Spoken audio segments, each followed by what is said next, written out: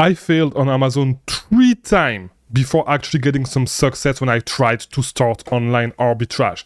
I lost money, I lost weeks, if not months.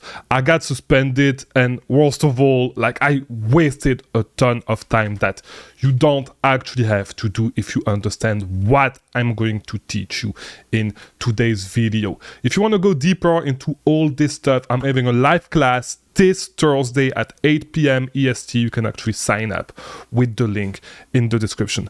But let's get going so you understand a little bit what you need to change if you want to actually finally get some success on Amazon. And by having some success, I'm actually saying actually being able to have some consistent success, because I see a lot of beginners starting to make a little bit of money, then giving up, then making a little bit of money, trying again, and like, this is not the way. All right, so I want to tell you a little bit about my failures so you understand what I actually had to go through before finally having some success on Amazon. Right, so the journey was not easy. I started with private labeling. You guys know it actually worked okay, but like, I lost half of my money, then moved to retail arbitrage actually, and the reason why I lost my money is actually because I moved to retail arbitrage, but we're not going to get too deep into that. But while I was actually doing online arbitrage, and doing is a big word, I should say trying. I tried 2 times and failed before I actually tried the 3rd time. And the reason why I wanted to move to online arbitrage, right, was because I wanted to get more freedom, because retail arbitrage, yes, it was working, but I was like this close to actually give up, because there's a lot of reasons behind it, but because it was taking me a lot of time driving from store to store, and it was hard to spend money. I was starting to make money, but it was not something that I was going to be able to scale, at least the way that I was actually doing it was not allowing me to do it, right? But I mean, this is why I actually started online arbitrage twice. I mean, I tried to move to online arbitrage, and it did not really pan out. Why? Because it was hard for me. I was under the wrong impression that online arbitrage was actually saturated, because anybody in the world, like everyone in the world, could actually do this model. And I was really not finding a way to make, like, to move the needle with online arbitrage, right? But that's until I actually found the formula that I'm still literally using today and that I still teach today.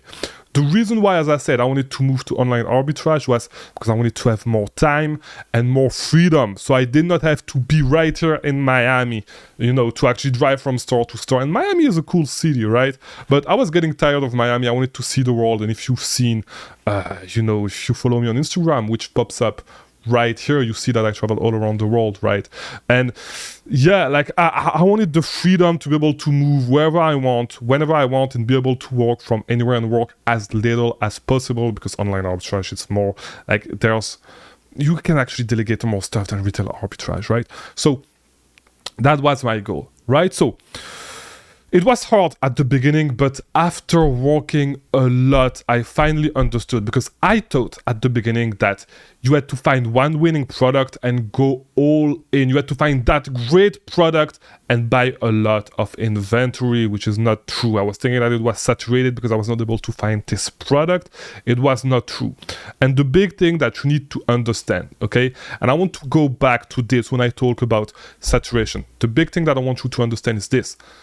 There's 1.3 billion being spent every single day, dollars, right? Not rupees, whatever, I'm talking about dollars. There's $1.3 billion being spent on Amazon every single day.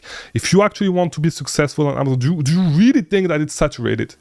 Like, do you realize how small the slice of this big pie you actually need to get to be able to actually be successful on Amazon? It's so small, and the traffic is already on the platform. So it's super far away from being saturated, right? How little your slice needs to be on Amazon to actually be able to make $500 a day out of these $1.3 billion being spent every single day. How hard it is to actually get $500 of those 1.3 billions. It's super easy. It's not even 0.00001% of all the money that I actually spent on Amazon, right? So when I actually understood this, I realized that I was doing things wrong, right? I was 100% doing things the wrong way. And so this is when I actually understood that I was not doing things the right way, and that I had to switch up my strategy, right? And I realized I don't need to find one really, really good product. I just need to buy a lot of product, to find a lot of products, and to buy a little bit of all of these products, send them to Amazon, and wait until they sell. And this is why I actually developed this system that I am going to teach you in this free live masterclass that we have this Thursday at 8 p.m. EST. All right. That's probably the last time that I'm actually going to do this live class. Do a live class like this for you, for my organic audience that you see right there, right? Because we're going to start doing other stuff. So Thursday, 8 p.m., I'll see you there.